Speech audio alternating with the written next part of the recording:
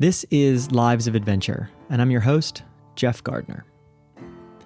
I am really excited to share today's episode with you all.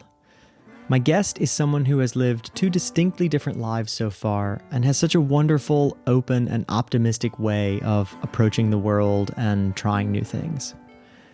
Damian Browne spent 16 years as a professional rugby player. That's more than double the average length of a pro rugby career. I actually looked it up. And since retiring from rugby, Damian has poured his non-trivial amount of energy into traveling, photographing, and pushing himself, both physically and mentally, in far-flung regions of the world. Everything from 6-day, 250-kilometer ultramarathons in the Sahara, to climbing Kilimanjaro, to trekking through Afghanistan, and even riding iron ore through West Africa. We cover a lot of ground in this episode, but I want to make sure that you all pay close attention to Damian's perspective on work, on suffering and mental challenges, and on how much he appreciates so many aspects of the world around him. I found myself feeling really energized after my discussion with him, so instead of trying to do over-introducing, I will just let you hear the story itself straight from Damian. So please enjoy my conversation with Damian Browne.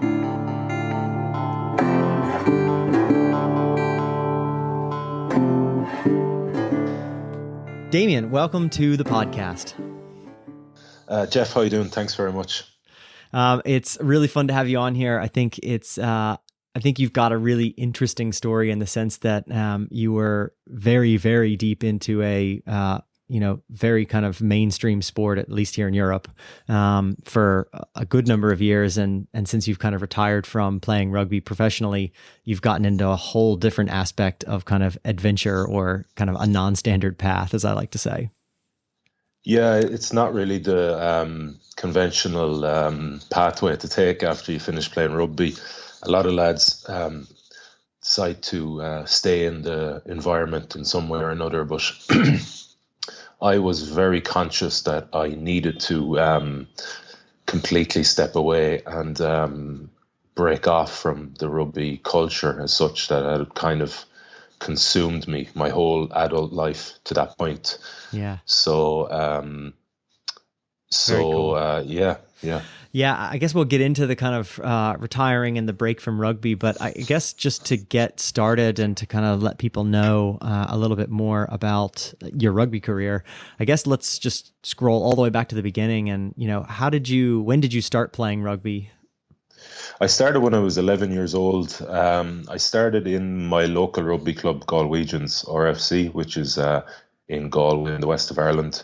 It was a stone's throw from my house, and all the kind of kids in the neighborhood were going up there to play. We were all very similar ages, like say maybe 3 or 4 years either way between us. So we'd all march up on a Saturday morning for 10:30 training, and it just went from there.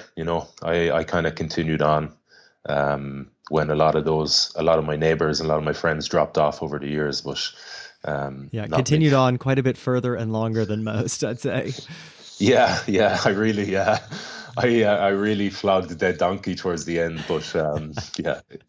So what is it about rugby that you particularly love, I guess versus other sports? Or, maybe obviously you've played rugby professionally for a very long time and you were playing since you were 11. So I don't know, maybe you didn't play all that many other sports, but what is it about rugby in specific that so kind of held you within its grasp?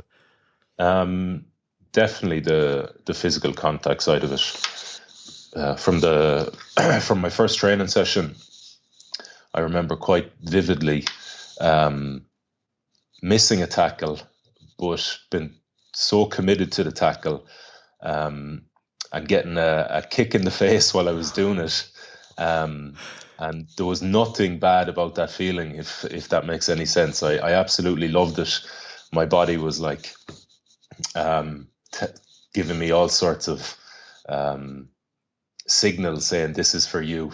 Right. So from that point on, it was always the physical side of it that really attracted me, and that's what I got a lot of fulfillment from, that side of it. Wow. And when did you actually have kind of a suspicion or know that you might actually have a chance to play professionally? It was around, I was leaving school in Ireland. It's called the Leaving Cert is your final kind of exam at 17 or 18 years old. Um, and I was actually just post exam. So I was 18, just 18, and I got a call from the head coach of the provincial team, who were professional, and he rang me up saying that he wanted me to come train with them for the summer. Um, so that was my first kind of footsteps into professional rugby, and um, because that went kind of so positively for such a young guy, kind of had an inkling if I worked hard, I had a chance of making a professional career out of it. And like you said, rugby is incredibly physical. So I imagine kind of the working hard and, creating kind of a rugby built body is not something that comes very easily to pretty much anybody. It's got to be a lot of work, right? Yeah, sure. Like it's paramount. You don't survive in that game without having a very high work rate, because there's such competition. For places that if you don't work hard enough, somebody else sure as hell is working hard, and hard work pays off. So, yeah, it's very important to hit the gym, at a young age, and build yourself up a little bit, Mm-hmm. And you played professionally. We won't go into the super details of all the different teams and leagues that you played for. We'll link it up and people can kind of check it out if they want to. But you played professionally for 16 years. Is that right? Yeah. I turned professional at 19. So, and then I retired at just 35. So yeah, I managed 16 seasons in total. Wow. So I actually had to look this up online, but that's more than double the average career length of a professional rugby player. How exactly did you manage that? It goes back to what I was talked about there earlier. I suppose the work ethic definitely plays a huge part in it. I was very lucky to have some coaches when I was 18, 19, 20, who really instilled that kind of work ethic in me. Also, you have to be very lucky. You know what I mean? It's all well and good. You have to be very lucky with injuries and stuff like that. So for the first kind of, I would say maybe 7 years of my career, I had literally no injuries. As I got a bit older, there was a bit more mileage on my body, and certain chronic injuries crept in just because each season is so long. You're talking about 11-month season, and then you get 5 weeks off, and then you're back into pre-season. So it's very, very difficult to survive without getting some sort of kind of injuries or chronic injuries. So, right. But yeah, there is definitely an element of luck in it, but also, you learn to survive, in those type of environments. You are surviving kind of daily, hourly, minute by minute, every day, in those environments, because, like I alluded to earlier, the minute you're not in that kind of mode is when somebody's passing you out or somebody's doing more than you. And then it can be detrimental to your kind of career. Right. So obviously, I mean, it's a huge mental aspect, not even just talking about the game, but like there's a huge mental aspect to just training and being, kind of so immersed in it that, you can't be usurped in a sense. No, there is a massive mental aspect to it, and I think that's the guys who really survive, kind of have those 14, 15 year plus careers, are the guys who have worked that out pretty early, worked out who they are.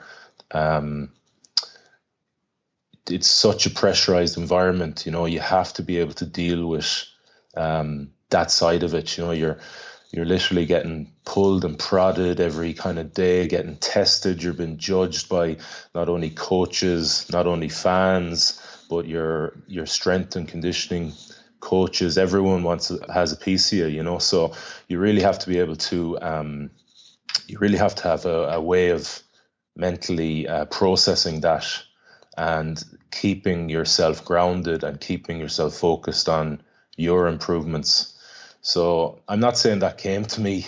I learned that as I went along, I kind of evolved throughout my career, but again, that comes back to it evolved because I found a way to survive. I built up a resilience to survive in that environment, which is, it's really competitive and very tough. Yeah. And did you have any like specific techniques that you kind of learned over the years that, you think would be kind of broadly applicable to anybody who is trying to develop kind of more, I guess, resiliency to high pressure environments? The one thing I always kind of, whenever stuff I found was kind of getting out of control, or I felt like I was a bit confused and I didn't know what direction anything was going, with selection or just with my general season or my form, I always just came back to what I knew, and that was to work. So I'd kind of sit down and reevaluate what sort of hours I had been putting in be it the gym or in the video analysis studio, or whatever I could control, I went back to and just refocused on that and controlled what I could control, and then left the kind of stuff that was out of my power, selection, and that just left that to somebody else, or I didn't really engage in it. I just focused on those things that could make me, or could make me better. Very interesting. So, I guess in a sense, it really is just put your head down, work hard on the things you can work on, and kind of let the chips fall where they may, and let the work sort of speak for itself, huh? Absolutely, yeah. It's so important that you learn to love the grind, the day in, day out stuff that there's no getting away from. You have to get in the gym, you have to get fit, your body composition has to be a certain level. You have to do your video analysis. So you better learn to love that sort of stuff, and you better find some sort of reward in that, whatever it may be, subject. So for example, I love the gym, so I had no problem getting in there as much as possible. Actually, I had to be pulled out of it most of the time, but I did not love analyzing my game and watching myself play and watching myself train. But I had to find a way to for that to become rewarding to me, so I could get in there and put in the hours. Otherwise I was just going to find excuses to fob it off. So right. So that's what I did. Amazing. I'm starting to see a pattern here that I think we'll revisit later when we start to talk about some of the runs and otherwise that you've done. So finding a way to enjoy the grind. Yeah, it's true. So playing professional sports, is a path that a lot of kids dream of, I think. Is it all it's cracked up to be? It depends what you think it is, I suppose. It's definitely incredibly rewarding. I dreamt about playing rugby because I love the sport. I didn't dream about any of the trappings that go with it. That didn't really interest me. I just love getting out and playing. It instilled and it built in me huge values that I'm incredibly grateful for and I rely on daily. But there's parts of it that are, tough. It's not. There's no absolute. I can't really say, it was, the most amazing experience ever, because it's not. But again, I come back to taking something out of even the negatives. That was, I suppose, something I learned as I went along. If whatever, for example, if I got a long-term injury, nobody wanted to be in that case. It's actually a pretty lonely place to be. But I try and make it positive in some way to myself, and I'd say, just imagine the amount of resilience you're going to build up because of this. I'd find a way to make it a positive. So I suppose even the negatives turned out to be positive for me. But I think if a kid is completely passionate about the sport and they really want to give it a go and try and become professional, I would absolutely recommend it. At least you're going to commit to something, and you're going to have a learning at the end of it. If you're successful or if you're not, is kind of inconsequential. At least you've committed to something and you've gone after something you love. So yeah, go and do your best and give it a go and see how it works out. Yeah. Amazing. So you were kind of forced to retire in a sense from kind of a chronic knee injury. Is that correct? Yeah, that's right. Yeah. I was finished. I finished playing in France in a club called Oyonnax, and I picked up a very innocuous injury in a game against Clermont-Ferrand one evening, and I think we weren't very long into the season, and it never got better. And it was an incredibly frustrating time for me, I must say. I felt that the injury was not a career ender, and I felt also that I really wasn't surrounded by an environment that was kind of supportive in my in my rehabilitation. Some of the clubs in France can be a little bit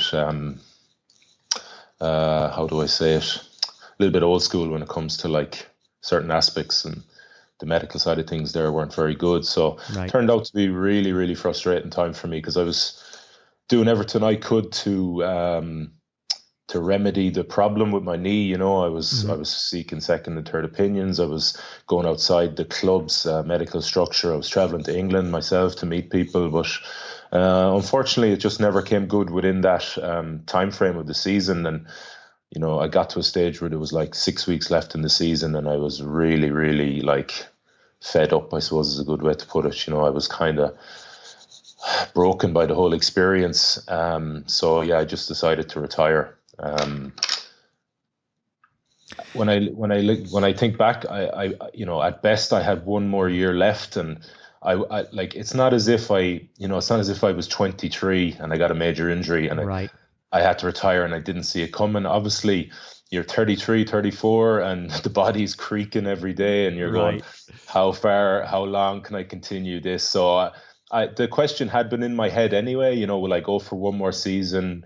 What sort of effects will that have on me long term? Because, rugby is a sport where you sacrifice a lot physically. We don't really know what states our bodies are going to be in 20, 30, 40 years. So that question was in my head as well. So I hadn't made a decision on that, but I can't complain at the same time. I had a very long career, and yeah, it's just the way it ended wasn't ideal. I would have liked to have ended a plane and but it wasn't to be. Yeah. So this is probably a hard question to answer, but doing something from the time you're 11 really, but becoming professional at 18 or 19, that must have been really, that was your identity, really. It was very core to who you were for so many years, and really so many formative years. What was that period kind of immediately after that season when you had decided to retire like? Was it, did you feel like it was a real weight on you, or kind of was it the opposite, that you kind of all of a sudden had lots more freedom than you used to have, and kind of, had your own direction to set from that point? No, it's a great question, because, and you're dead right. It was my identity, and it is. It's hard. I think it's very hard for any rugby player to say it's not. I think that's why a lot of people, when they finish playing, have serious problems readjusting, because they're not that person anymore, or their identity was so wrapped up in it. To say I was conscious of it, I don't think would be unfair. Like I knew that was going to be a problem, and I knew that I had other interests that I was excited about exploring when I did finish.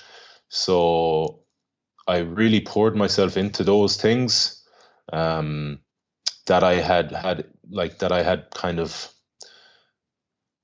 hadn't been able to explore because of that career for so long, so it wasn't as if I said, oh, now I'll just go and travel. Like I always kind of traveled, but now I had the now I had the time and the opportunity to do things that or experiences that I just couldn't have tried before because of rugby, because every decision you make when you're a rugby player revolves around, well, is this good for me? Is this good for my body? Is this good for my career? But so I was quite excited. I didn't buy into the whole, like, in the rugby culture, there's this whole doom and gloom thing about your career finishing. I didn't see it like that. It just didn't feel like that to me. I was, delighted to get into something new. And like I said to you before, I had consciously, I really wanted to step away from that environment because, I didn't know anything else, and I wanted to explore and explore myself and explore other avenues. So yeah, that's what I did. Very cool. And it's perfect transition to what I wanted to ask you about next, which is, you kind of mentioned just there that you'd done some traveling, but obviously with, 5 weeks off in a year during, a very long rugby season, you don't get a ton of opportunities for, the bigger travels and things like that. Did you, as soon as you finished, did you just immediately start planning trips and trying to figure out what kind of trouble you were going to get yourself into, in a sense? Kind of, yeah. I had a few things in my head that I wanted to really try, in previous kind of off seasons, in between seasons. I'd done a kind of few adventures towards the end of my career in those 5 weeks. Like, now they mightn't have been recommended by my coaches or my strength and conditioners, but I wanted to do those sort of things, and I tried to give myself enough time to kind of recuperate at the same time, But once I knew I was retiring, I planned a kind of 8-week trip around Central Asia with the carrot of going into Afghanistan. At the end of that 8 weeks, for like 2.5 weeks, we did a high altitude trek in the Wakhan corridor. So that was something I was really excited about, because I kind of, from my travels for the last, say, maybe 3 or 4 years, I've kind of branched into just countries that are less traveled. I just wanted to go and see what life was like there, simply, see how people lived, instead of like reading, somebody's opinion in a newspaper or a magazine or whatever. Right.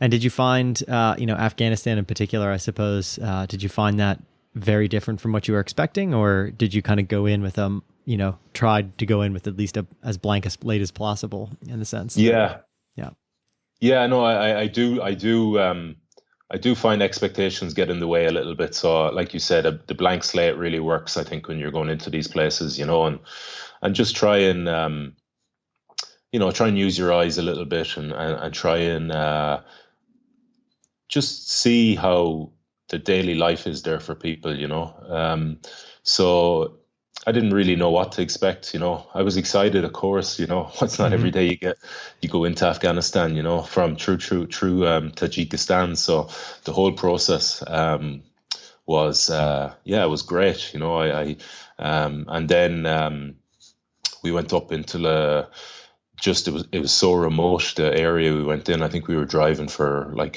2.5 days to get to the start of the trek, and then we walked for another 2.5 days to get into the kind of the big Parmir. They call it the roof of the world. It's between three of the major mountain ranges: the Hindu Kush, the Parmirs, and the Karakoram. So and then we saw just you're kind of going back like 500-600 years, when you meet the local wacky people, and then further up in the valley you meet the Kyrgyz people who live up there all year round, even during the winter when it gets to minus 30 Celsius or something crazy like that. So they live a very kind of they live a very simple existence, and I kind of presume it's what society was like 500 or 600 years ago here, or even further back, Yeah, absolutely. I mean, imagine it's a very, very beautiful area. It's a famous area for climbing, for sure. So that's kind of my understanding of it, is seeing photos and all the climbing magazines of expeditions in that region.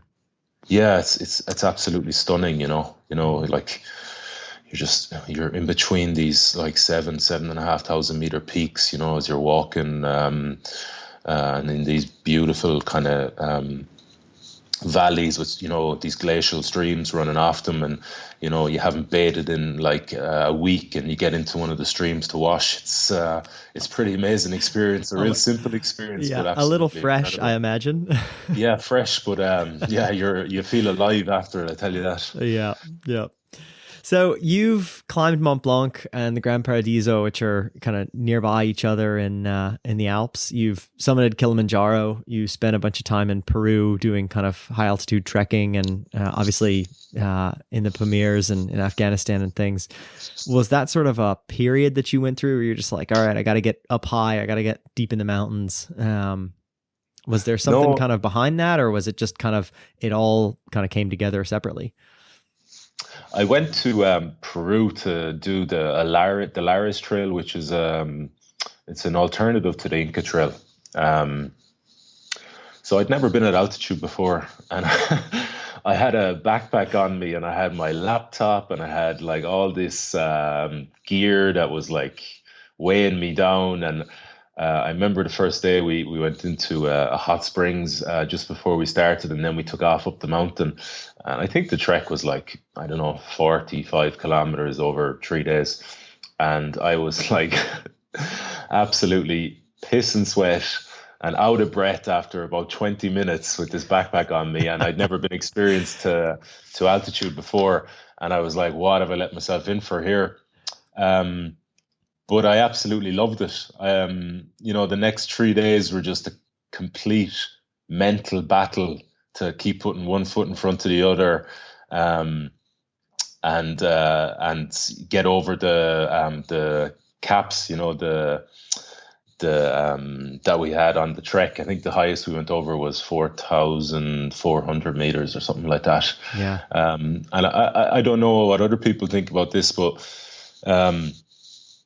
it's one of those gratifications that grows deeper and deeper the kind of further away from the experience you get. So I probably swore that I'd never go up another mountain after that. But I got back to reality, did a season of rugby, and before I knew it, I was planning to go higher. I wanted to go higher. I wanted to try Kilimanjaro. Then was kind of the logical next step. So I booked in for that during an off season again, and climbed it with a company group of about 12 of us, and it was just amazing. It's still to this day the hardest thing I've ever done. I was I'm a pretty big guy. Like I was 126 kilos or something like that coming off a rugby season.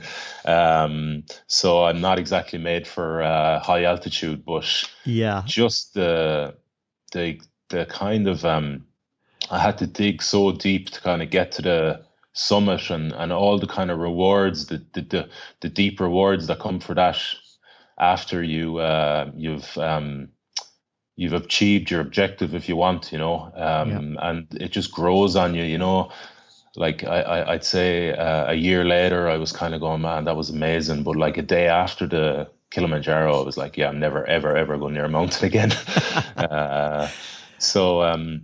I have a saying for that, and I call it type 2 fun, which is like type 1 fun is fun when you're doing it, and then fun later when you remember it. Type 2 fun is when it's not fun when you're doing it, decidedly, but fun when you remember it much later.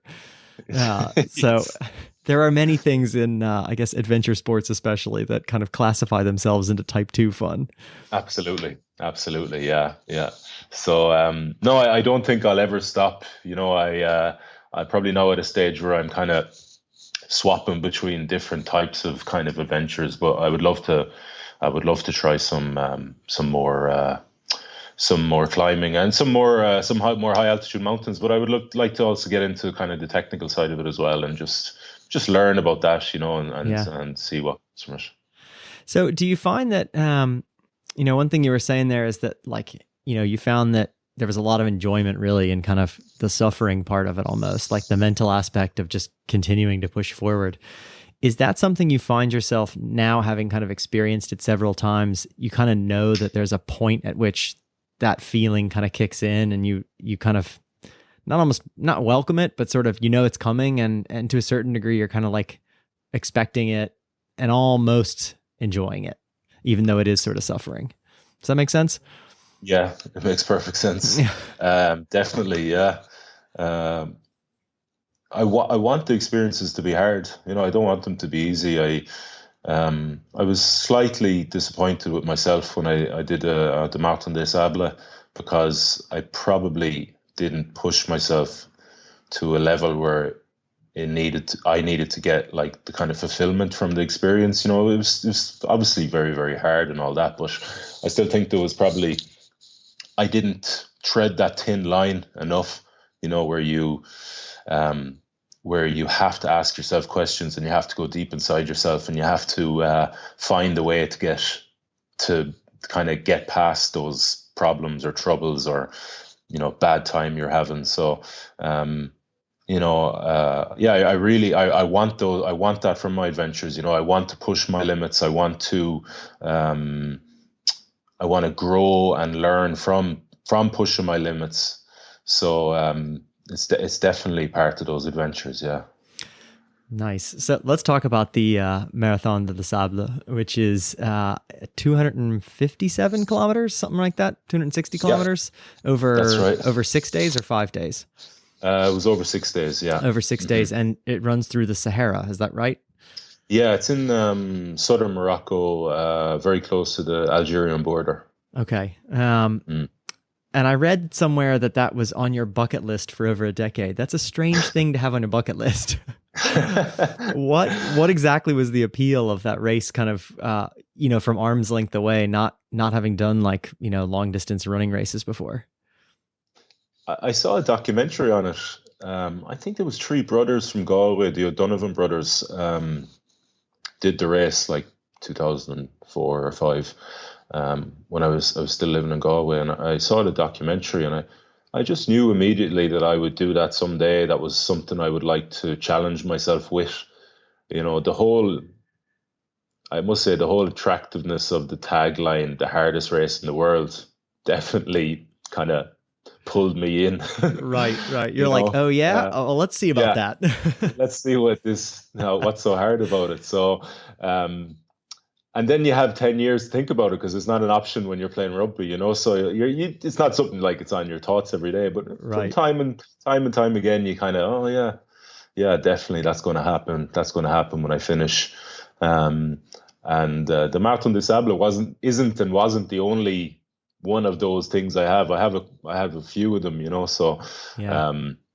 But that was the first one I wanted to give it a go, So it was a little bit tricky, because I committed to the race, but I still had the knee problem, and I hadn't run in I started training for the race about 7 months beforehand, and like the first day was literally like a 25 minute jogs. 25 meter jog. So I'd jog up to a line and stop and walk back, and just to see how my knee was, because I hadn't done anything with it in that space from finishing the season to this was probably 6 months, so I hadn't literally done any kind of running on it. Running was the big problem I had when I was trying to come back from that injury. So and then, I just went from there with my training. Like the first day, it held up okay, and it felt pretty good. And I never really had major problems with it after that. That's great. I was about to say, like 6 months for a race that long, you weren't leaving yourself a ton of time there. No, not really. But I didn't, I had one thing I always kind of not relied on, but I was always conscious of that. I've been running for the last 16 years every day at a quite a high intensity with training and that, and I've been training my body, and that was something I was really interested in and passionate about, kind of almost to the fact where I took a kind of I took responsibility for that myself, kind of outside of the coaches and that. So I always was pretty confident that in that 6 months I could get myself into a good enough. In fact, a very good shape to give it a go. Yeah, I mean, you weren't starting from zero. Obviously, you were coming off of a professional rugby career. So, right. Yeah. Excellent. And so, as you mentioned a moment ago, the rugby physique is not necessarily super compatible with climbing mountains at high altitude or necessarily with ultra running. Did you have to kind of change a lot of the kind of standard training recommendations? Did you kind of read on the internet? Did you have to kind of come up with your own programming? What did you do there? Yeah, I programmed it all myself. I was pretty confident that nobody in the world, no matter how many, degrees or PhDs they have, knows my body as well as I do. I'm the one who's lived in it. I'm the one who's trained for hours and hours and hours for like the last 20 years in it. So I'm pretty interested in that side of things anyway, in kind of strength and conditioning and how the body works. So I put together a program myself, and it was so far from a classic marathon or ultra marathon program. It's not even funny. I literally ran once every 9 days, and when I ran, it was like high intensity kind of interval training, like with a 2-to-1 ratio work recovery. Right. And I just built up my volume on that. And the actual longest I ran without stopping was 2 kilometers in my training regime. And Whoa. most of my stuff was done around 400 and 500 meter kind of interval runs. Very interesting. And so what did you, I guess, were you doing a lot of strength training separate to that to just kind of build up, muscle endurance, or what? Yeah, did a lot of strength training, but I did a lot of volume in my legs because I hadn't done much in about 6 months. So I tried to get up some decent strength levels again. I kind of used my upper body strength days for or push-pull, kind of pushing and pulling movements for as a kind of rest day if you want. Mm-hmm. And then I did a lot of conditioning, off-feet conditioning. So I used the rower a lot. I'm the ergometer, and right. I used a thing called the air assault bike, which is like a fan-resisted. Right. Yep. And I use a watt bike as well, which is very similar without the upper body stimulation. So I was kind of doing like I was doing 10-day cycles. So it was like kind of 5 strength training sessions, 2 legs, 3 upper body, and then 4 conditioning sessions. And they were kind of mixed in, running, rowing, watt bike and the air assault. And I did rotations on that. And then I think if I remember correctly, I scheduled my training. Like I did the first, I think I did 80 days, 8 weeks of 10 days. And then I took 10 days off. I went to the Congo traveling, just completely let my body recover. Just to try to get sick in the middle of the jungle before heading to the desert, right? Yeah. Well, I wasn't searching out malaria. I was kind of, fingers crossed it didn't come to me. But I kind of, you're trying to juggle your kind of passions there. And you also know that you that 80 days was very intense. So you need to give the body that kind of window to recover from it. And then I think I came back and did 60 days and then took another 7 days off, and then finished with a 30-day block. And then I took like a week off before the race just to taper a little bit into it, even though I wasn't doing much mileage. But so that very interesting. That was the. And I'm guessing the training worked out in the end, because obviously you finished the race, and you said you maybe didn't push yourself as hard as you felt like you should have in the end anyways. Yeah, no, it worked out. It worked out great. Like I was really, really happy with where I was starting the race. And, I think there was 1,150 participants. I came 717th. I was like 117 kilos. I'd say I was double body weight of a good 30 or 40% of the field. Yeah. And then I had 17 kilos on my back as well, because I know how I recover. I need sleep and I need food. So I brought plenty of food, and I brought a sleeping mat and a good sleeping bag. So, people were kind of looking at me strange, but, my goal was to finish the race, not to win it or not to come in the top 100 or whatever. Right. So, every day I was, there was guys who were ultra marathon runners kind of all around where I was. So I was pretty happy, considering, I'm very, very far from an ultra marathon runner. Right. Yeah, I was going to ask about that. It's an interesting race in that sense because you are forced to carry 6 days worth of food, alongside your sleeping bag and the rest of it. Yeah, no, it is. And I think some people kind of go into it a little bit. They listen to kind of, I don't know, people like if you want to come in the top 50, then you have to be really, really vigilant in the amount of grams that are on your back or the type of food you're bringing. But that's not really applicable to, over 50% of the fields, So I was kind of just from my background, there was a lot of kind of links there that I could, I knew that side, the nutrition side and the sleep, and I knew how my body works. So I was able to delve into that and kind of personalize it. But not everyone obviously has that, and they can be a little bit swayed by what's on the internet and on blogs about like cutting handles off toothbrushes and all that sort of stuff. Right. It's not really going to make much difference if you have your handle on or off your toothbrush, Yeah, and they find themselves eating those little like goo packets for 6 days straight. Yeah, exactly. And they're wondering why they're not recovering, and they're wondering why they're getting sick every day. And I'm like, Right. well, you're putting sugar down your throat every time you eat. When do you ever do that in real life, So Right. yeah. Mm. Mental. It sounds like an incredible race. Like, how was the desert heat? Was it, unbearable, or did you find that there's just ways you deal with it and it's okay? Yeah, you have no choice. So it's to be honest, personally, it was way down it really didn't even bother me too much. I had so much other things to worry about. Just my mobility wouldn't be the best, so I was worried about lower back and hips and obviously blisters and stuff like that. So the heat is it's there. You have no choice. You just start of the day. You put on, you cover up as much as you can, and you get your sunscreen on, and you're vigilant with reapplying that throughout the day. But we got I think about 46 degrees one of the days. So it wasn't as bad as I've heard stories, in past, like when it gets over 50 or whatever. Right. But for personally, it really wasn't a concern because. Or it was well down the list of concerns. Right. Yeah, it was not a priority. It was a concern, but not a priority. Exactly. Mm-hmm. Cool. So one of your, I guess, more recent adventures had kind of much less to do with sport and more to do with photography, which is another, I guess, great love of yours. Can you tell us a little bit about this train that you just rode? Sure. So it's called the Mauritanian Railway. Mauritania is a country in northwest Africa, kind of between Morocco and Senegal.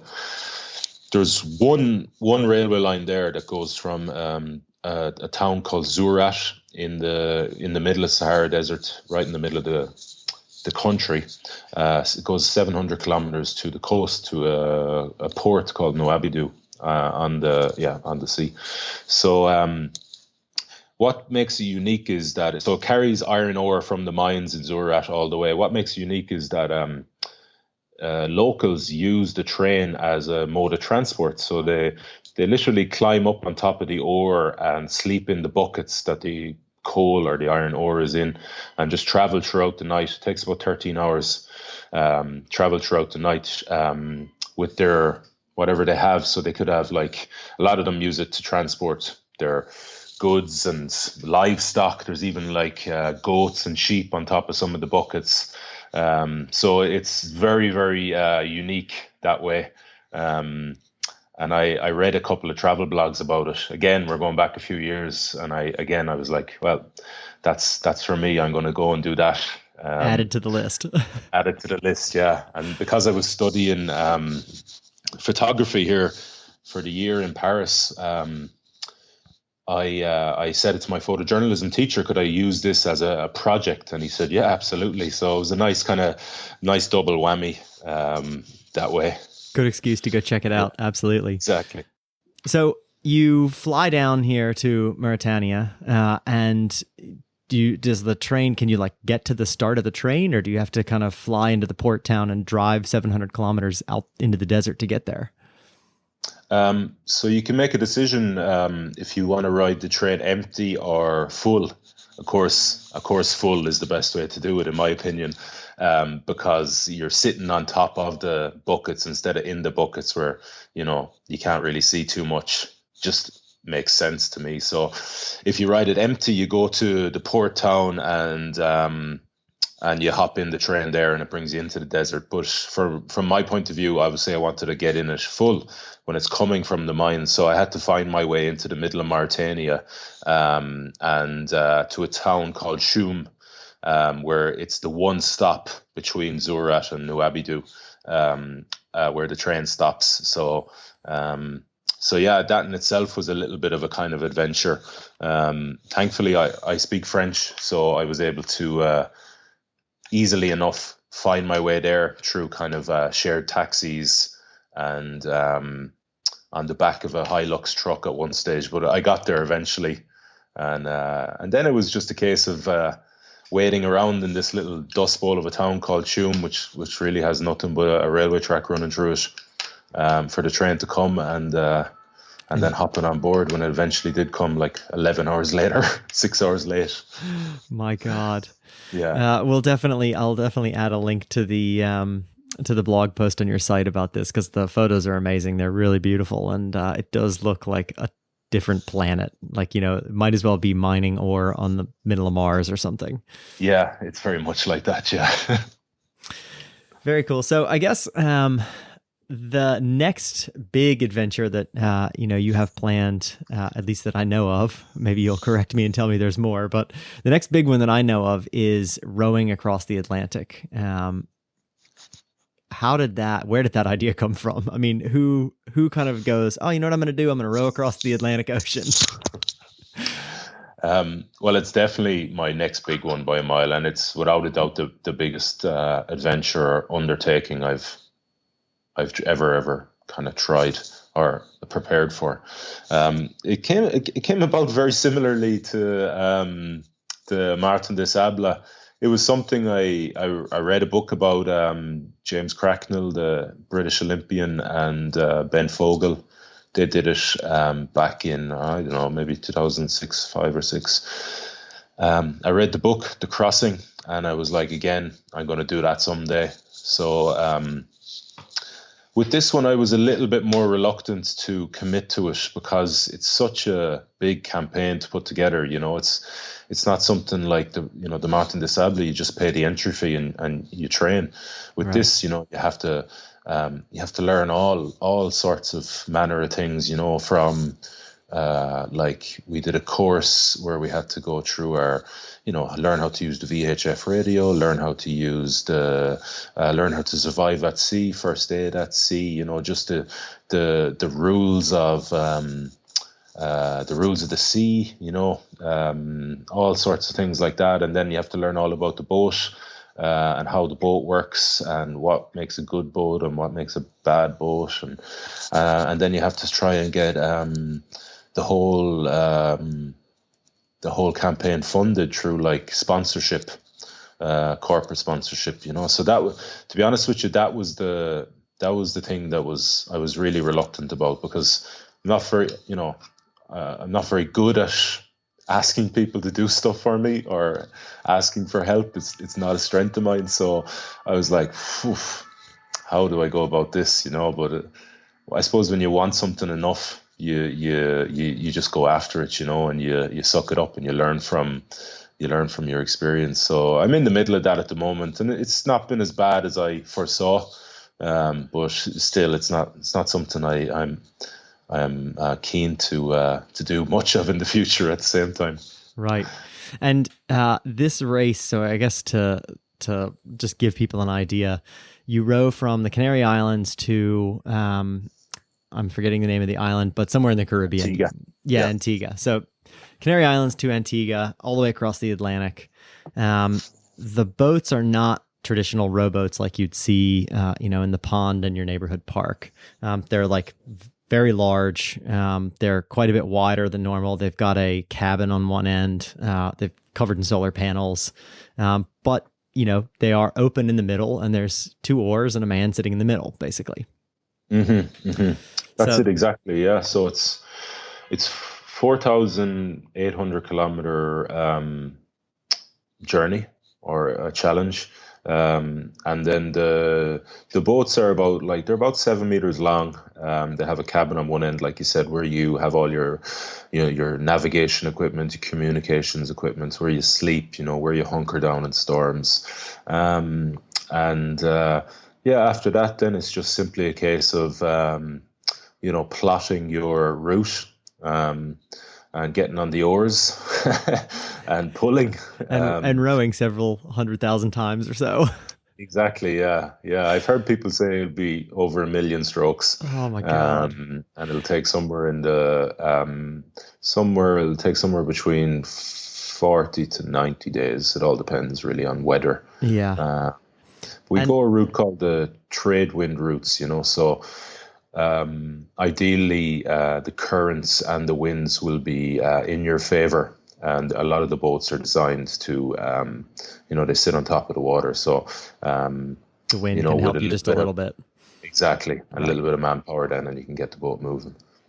So the other kind of caveat here that we haven't talked about yet is many people do this race in teams of 2 or 3 or 4. You're doing this by yourself. Yeah, I am. You do really, really, really enjoy that like mental aspect of things, don't you? Because that's the only reason I can think of that you would want to do 4,800 kilometers across the Atlantic by yourself. I do enjoy it. I admit it. I never considered doing it with. Well, not that I knew from the start it would be better to do it on my own, and also, I've been in teams my whole life. I've been a cog in a team. I know teams. I know their dynamic, how they function. I think I'm a good team player. So, I want to do different stuff. So, it just made sense for me to try it on my own, and to live that experience kind of, for myself. So, so I committed to doing it solo. That's incredible. That is incredible. And so the race from this year has kind of just finished a couple of weeks or a couple of months ago. So you've got kind of most of a year to, or at least you got 8 or 9 months to get your campaign all ready to go. Is that right? Mm-hmm, mm-hmm. I actually started about 18 months pre the start race. So like April, kind of May last year. Wow. This time last year. I put the training program in place, the physical training program in place then, and I kind of worked on that for 6 months, and I didn't do too much else for the rest of the campaign. But kind of since December, January, I've been working away on the sponsorship side of it, and then I'm putting we're doing some. It's for charity as well, so we're doing some external charity events that also require quite a bit of work, So the campaign is basically, well, not that I've ever really had a job, but I presume it's what like a real job is like. That's brilliant. Yeah. Yeah, I can imagine it's a lot of moving pieces, isn't it? It's sponsors and charity and, just physically getting yourself ready for it, but, also having to worry about the gear and, getting the right boat and the right equipment and the right certifications and things. So it's a lot of moving pieces. Mm-hmm. It takes a lot of time, and I'm a kind of details guy as well, so I want all the details to be right. So I'm kind of trying to do it all by myself. Well, yeah, basically all by myself at the moment. But once I get home to Ireland, I'll have some help from friends and family in regards to the events, and a lot of friends have been trying to help me out with the sponsorship side of things. But I'm very close now to kind of getting a boat. Hopefully, get it in the next few days, and then we can kind of get onto the water. Hopefully, kind of start of June, and that'll give me like 4 months to kind of really upskill about everything that how the boat works and everything about it really, and get some hours at sea and see what my sea legs are like. Yeah. So yeah. Yeah, I had a friend who was in the Navy who used to say, "Oh no, everybody gets seasick. It's just a matter of how long and how rough it needs to be." Yeah, I've heard some stories from past rowers as well, and let's just say I'm preparing myself mentally to be a Yeah. long 7 or 8 days. um, but yeah, That's prepare so for the cool. worst and hope for the best, right? Yeah, absolutely. I have no doubt that you will finish the race one way or another. So I'll be looking forward to seeing it next year. Yeah, it's going to be really. I'm really really excited. It's like completely out of my comfort zone. So that can only be good. Yeah, definitely. And that actually, so there's a set of questions that I ask pretty much every guest, and that theme that you just mentioned, out of your comfort zone, is the answer that many give to a question that I'm about to pose to you. So maybe you've got a different answer. Maybe that is the answer. But what, like, how would you define adventure or being in an adventurous situation? Ooh, yeah, a great question. Um, I can't say I have spent hours meditating on it or considering it, but I, s- I suppose for me, adventure is like it's um, it's it's into the unknown a little bit. You don't know the outcome, so it's kind of like an exploration, an internal and external exploration, kind of pushing yourself into out of your comfort zone and into the unknown, and all the rewards that come from that. And I mean, I think may know the answer to this question after talking to you for an hour here, but is there, is that internal aspect of it much more important to you than the external aspect? There's a really strong link between both. A friend of mine actually, Jerry Flannery, he's a well-known rugby player back in Ireland. He has a great saying that the quickest way to the mind is through the body. And I think he's dead right. So in my training, and I like to push my body to kind of really get a kind of window into you know areas you don't often see. So with my adventures as well, I definitely get that. And the link between the body and the mind is really important, and it's one I love exploring. It's why I do a lot of these kind of it's what I want to explore when I do a lot of these kind of more extreme challenges. So yeah. That's very cool. And, in your opinion, do you think it's important? Why do you, if so, why do you think it's important that, humanity in general kind of continues to explore adventure and go looking for adventure, even if it's, even if we've mapped the entire world and it's in, the little pocket supercomputer that we're all carrying around, you know, is there some, higher importance to just being out there and trying to be adventurous? Mm, um, yeah, let me see. I did, yeah, it's really important for individuals to just to step out of that comfort zone, whatever it may, if it's once a year, once every 2 years, whatever it may be, just because of the rewards you get from that and how they translate back into your daily life. And for me, it gives me a lot of fulfillment, when I do these kind of adventures or challenges. So that's why I know I will continue doing them until I'm kind of put 6 foot under. So I would encourage everyone to, whatever that adventure may be to them, doesn't matter. They all know what it is. It's that burning question or that burning desire that you've hidden at the back of your thoughts that you don't really want to look at. I would encourage people to go after that and just to explore it. What's the harm in trying? Like, if you're successful or if you're not in exploring, your adventure is kind of inconsequential. The most important thing is that you commit to it and give it a go and don't have any real regrets. That was a great answer. Thanks. That'll go down. I'll like that one for a long, long time. And I think there's a cool aspect in there that, I really like that quote as well, from your rugby player friend, that, fastest way to the mind is through the body. I think that's incredibly true. Yeah. For us people who can't, I've tried meditation, and I can kind of do it for like a couple of minutes, but after that I'm like, okay, what's next?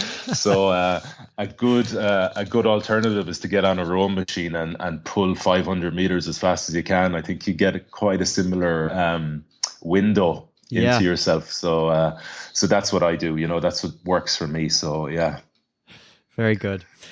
Cool. Listen, Damian, I've had so much fun chatting this evening and getting to hear about all the crazy stuff from rugby, which is totally outside my, normal realm of understanding as well, to, hearing about, running in the middle of the desert, or riding trains in the middle of the desert, or, the upcoming campaign to cross the Atlantic in a rowboat. So thank you so much for the time and for chatting to us.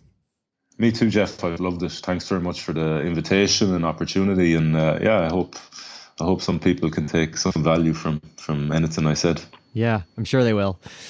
In the meantime, I guess, is there anywhere that you would point people to online to come and look you up, find you, look at the site for the race across the Atlantic? Yeah, it's www.damianbrowne.com. So yeah, you get all the information there, and I'll be blogging about the next few months' preparation, all my kind of mental and physical preparation, and just and you'll be able to follow me there when I'm out flogging myself or chugging along in the Atlantic. So you get awesome. Anyone can go there. Cheers. Excellent. Yeah, and I'll definitely put that link in the show notes so that people can find it easier. Cool, Damian. Yep. Have a great evening, and I guess until the next time we speak. Super. Thanks, Jeff. You too. All right. Take care. Cheers. Good luck. Bye-bye. Hey, everybody. Jeff here again. I just wanted to let you all know that we have finally officially launched on iTunes. So please go and check us out, subscribe to the show, and if you love it, do not hesitate to leave us a review. Even if you don't love it, actually, just leave a review. I'd love to see your feedback and hear what you have to say. And as always, you can always check us out online at livesofadventure.com, where we've got the podcast episodes, but I also every now and then write a blog post that you might or might not want to read. So do give us a shout. Let me know what you think. And in the meantime, have a great one, and we will see you again soon.